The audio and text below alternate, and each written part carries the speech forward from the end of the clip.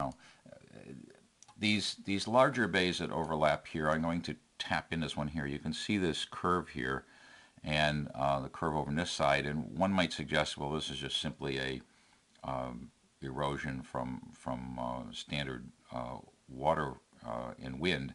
However, I feel justified as we pull this out and note that this is a pretty much perfect match with those hints here, that we do get a satisfying capture of a larger bay here. And without offering any apologies to those who might say, well, you kind of forced that. You won't find this type of fit just in generic bays. If you go up in these areas here, you just don't see that type of round orientation. And similarly, I'm going to also capture this one right up here along the shoreline of this drainage channel, because again, it does fit perfectly. It's a perfect match. Drops right in, and again, no apologies for that. Now I haven't zoomed in here on the ground, but again, a satisfying event here as we capture these bays, that we can see the depression showing up in the ground use, the land use of these areas, and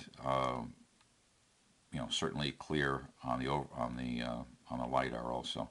Now this area up in here is a bit challenging, and what I'm going to interpret this as is actually a few overlays.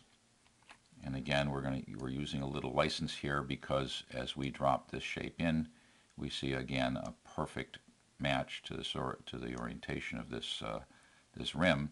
And then we look down here in the ground and we see some other artifacts. We do see the rim in here in the satellite view, and another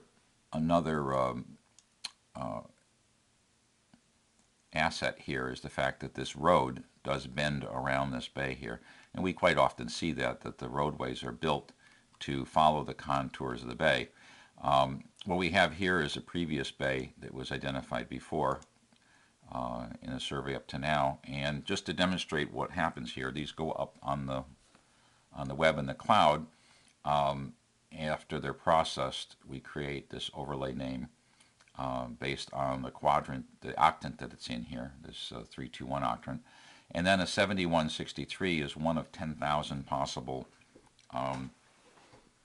very small quarter degree chunks of space in this octant. And there's 100 vertical and 100 horizontal ones, so this is pretty high up and in it. And the base survey click here will take you to our website.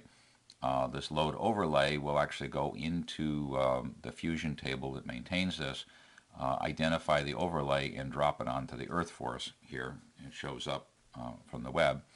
And we can back out and see how well that did fit. And you can see it, if I actually was to redo this right now, I might go back and audit it, which is possible to do.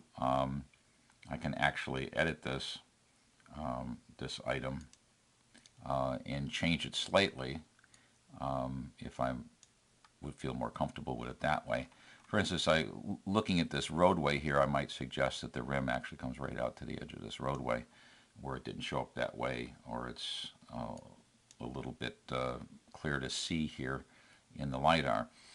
Those kind of hints are helpful. So we can go back and change these. They do need to be reprocessed. This one is actually going to get processed in here again because I added it. That's pretty much our demonstration of how we build these LiDAR overlays. And as we back out here, you can see I built quite a field of them here.